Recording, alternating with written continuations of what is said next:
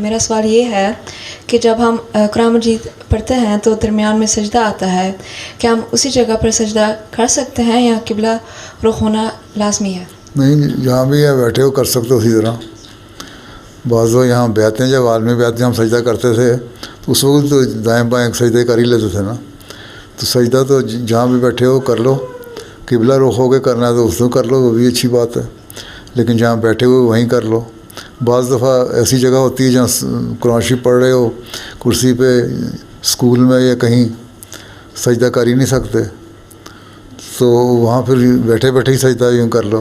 یا ضروری نہیں کہ وہاں کرو، ایسی روایتیں بھی ملتی ہیں. حضرت عمر نے بعض دفعہ سجدہ نہیں بھی کروایا، بعض دفعہ کہا کہ اچھا بعد میں کر لینا، تو گھر جا کے سجدہ کر لو.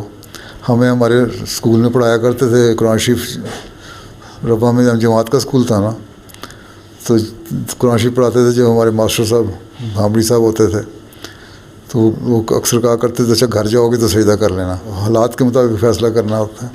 ابھی نہ بھی کیا جائے تو کوئی حرج نہیں ہے، لیکن دل میں اللہ تعالیٰ کی حیبت اور اللہ تعالیٰ کا بڑائی اور سب سے بڑا خیال رہنا چاہیے دل میں. ٹھیک ہے.